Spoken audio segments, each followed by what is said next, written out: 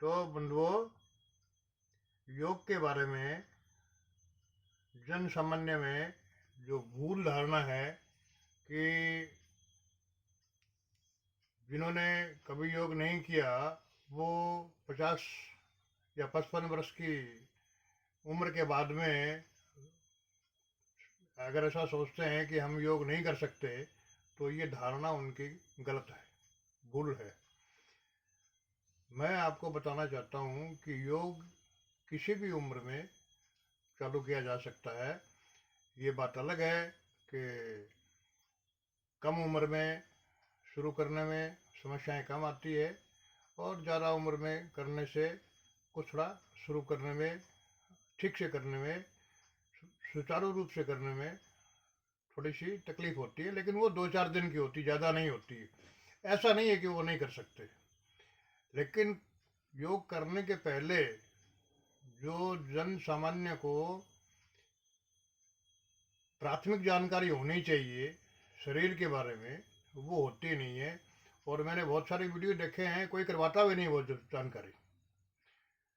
अपने अपने विषय के अनुसार शरीर को अलग अलग रूप से बताया जाना चाहिए, समझाया जाना चाहिए कि शरीर की संरचना क्या है, उसकी कार्य प्रणाली क्या है, उसके जो बाहरी अंग हैं वो कैसे काम करते हैं, भीतरी अंग जो है वो कैसे काम करते हैं, किसी भी मनुष्य का अपने अंगों पर किस तरीके से नियंत्रण होता है। तो आयुर्वेद के हिसाब से शरीर को 3 भागों में बांटा गया है। सबसे जो ऊपर का भाग है उसमें जो भी कमियां होती है वो बचपन में होती है, और जो बीच का भाग है, पेट वगैरह, उदर वगैरह, उसकी जो बीमारियां होती है वो मनुष्य की उम्र की जो मध्य अवस्था होती है 20 साल से 40 साल के बीच में, उस टाइम में होती है। क्योंकि उस टाइम में वो ध्यान नहीं रखता क्या खाना चाहिए, क्या नहीं खाना चाहिए। तो वो नियमों की अवहेलना करने से और ध्यान नहीं रखने से पेट की बहुत सारी बीमारियां हो जाती है। और कफ वगैरह की जो बीमारियां होती है वो पेट के ऊपर का जो भाग है, छाती है, सिर है, वहाँ पर कफ वगैरह की जो है वो शिकायत होती है। तो आयुर्वेद के अंदर में कफ, पित्त और वात, ये 3 मुख्य बिंदु हैं जिनकी जिनके ऊपर बीमारियों का विवेचन किया जाता है, विश्लेषण किया जाता है। तो कफ की जितनी भी बीमारियां होती है वो ऊपर सिर से लेकर के और छाती में जो अंतिम पसली है वहीं तक का भाग जो है वो कफ से रोगग्रस्त होता है। उसके नीचे कफ का कोई कुछ भी काम नहीं है। पेट में जितनी भी बीमारियां होती है वो सब पित्त से संबंधित होती है, जैसे अपच होना, अजीर्ण होना। और कमर के नीचे से जितना शरीर का भाग है, दोनों पैर वगैरह, उसके उसमें जो भी बीमारियां होती है वो वात की बीमारियां होती है। इसको दूसरे ढंग से अगर विश्लेषित किया जाए तो ऊपर की जो कफ की जो बीमारियां होती है वो बचपन से संबंधित होती है। पेट की जो बीमारियां हैं वो यौवन अवस्था के अनुसार उसमें ज़्यादा वो प्रभावी होती है। और कमर से नीचे की जो बीमारियां होती है, वात वात की बीमारियां, सैटिका वगैरह, ये सब वृद्धावस्था में होती है।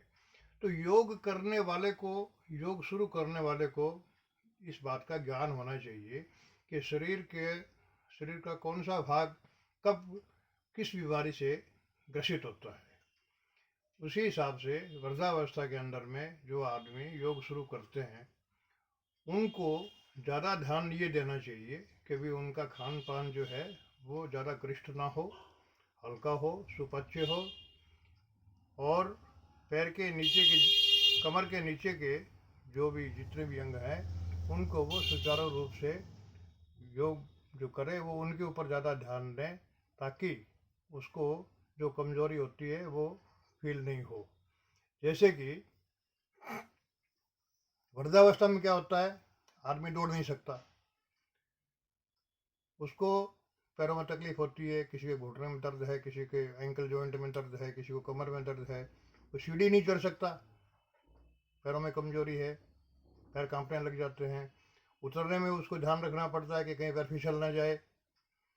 तो जो 50-55 की उम्र के बाद के जो भी व्यक्ति हैं जो योग करना चाहते हैं, वो जो भी योग करें उनको दो चीज़ों के ऊपर विशेष ध्यान रखना चाहिए कि एक तो रक्त का संचरण जो है वो सुचारू रूप से चलता रहे, उसमें कोई बाधा ना हो, ताकि कोई विभिन्न बीमारियां वगैरह जैसे संक्रामक बीमारियां होती है या फिर जो मधुमेह की बीमारियां वगैरह होती है, उसमें वो खून जो है वो ग्रसित न हो पाए।